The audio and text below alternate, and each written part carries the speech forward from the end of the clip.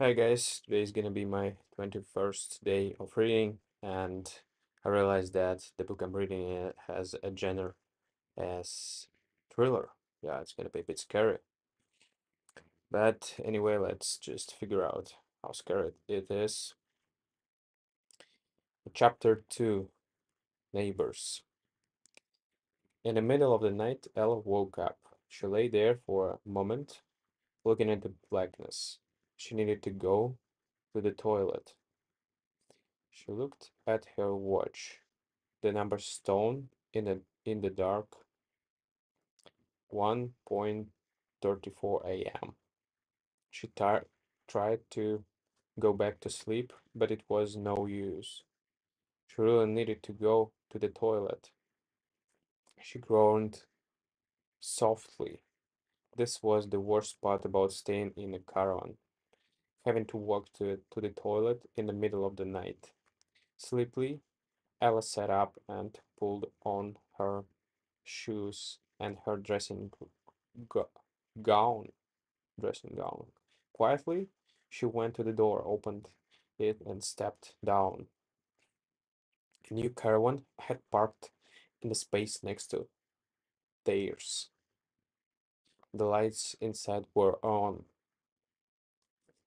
Ella closed the door, pulled her dressing gown around her, and began to walk towards a low gray building that stood under the bright light at the end of the road, the shower block. Suddenly, there was a sound behind her, someone calling out for a moment. She turned and looked back down the road. Two people seemed to be getting into a car beside the new caravan. Or was it three?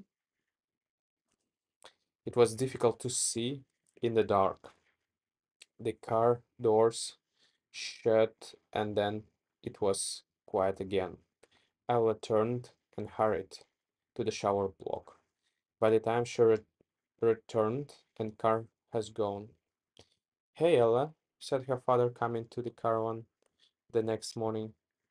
I solved the mystery of the tides. Hmm? Said Ella into her breakfast. Oh yeah, my towel.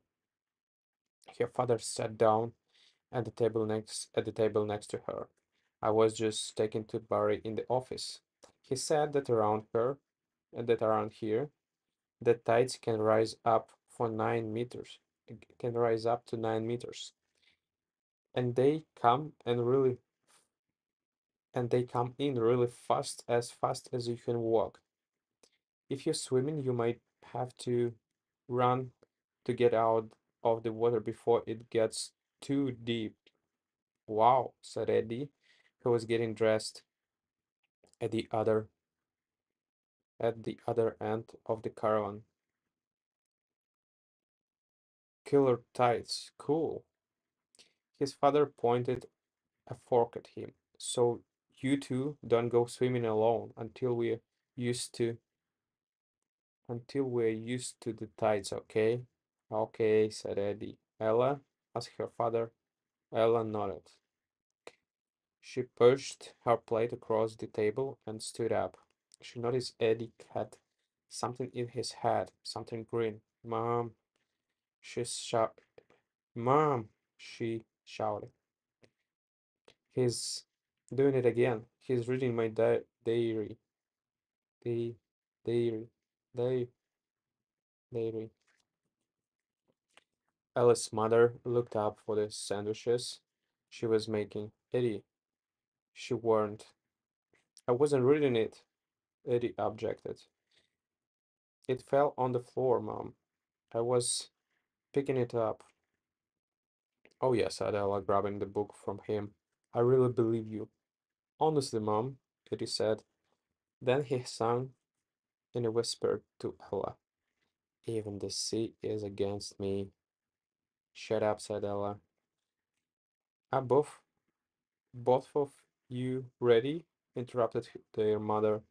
You don't want to miss the school bus on your first day, do you? Ella put her diary in the school bag and grabbed her toothbrush. Yes, I do, she thought. and she cleaned her teeth over the little sink. She had been to 4 different schools in 10 years. This one would be her fifth. To 4 different schools, sorry. She always hated at first day. She put her toothbrush away and picked up her school bag. Hurry up, Eddie, she said. She kissed her parents and said goodbye. Her father wasn't starting his new job until tomorrow. Lucky him. She stepped out of the caravan into the hot morning sun. Hurry up, Eddie, she called again, or I'm going without you. She walked out onto the road in front of the caravan and waited. She looked at the caravan that parked next to them last night. It was an old one. Written on the back in black letters was the Wanderer. She walked a few steps past it. By the door, on the other side, a man wearing shorts and an old t-shirt and a woman in her dressing gown sat on the two folding chairs. The woman waved a cigarette between the woman waved a cigarette between her fingers. Ella smiled shyly and turned back to get Eddie.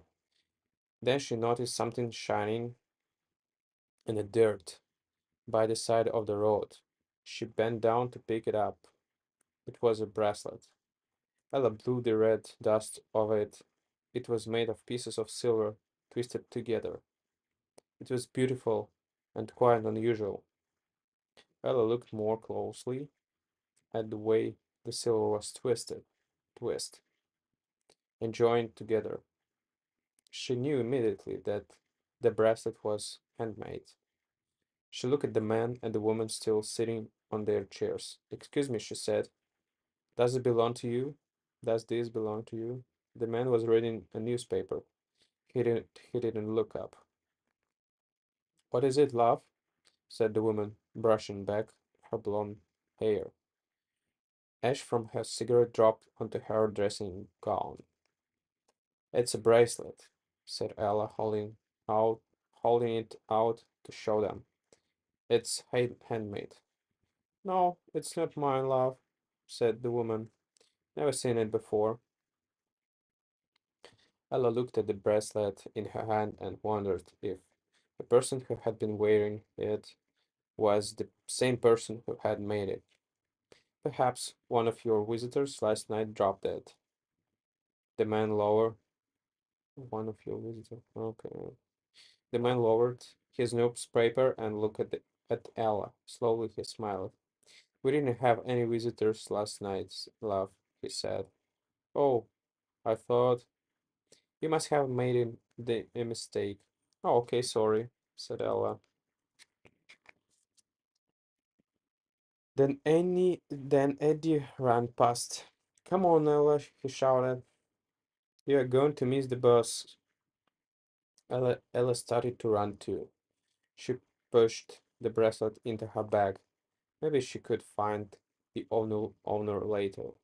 At the moment, she had other things to worry about. She had to survive her first day at a new school. Right, guys? See you tomorrow on a new chapter. Bye.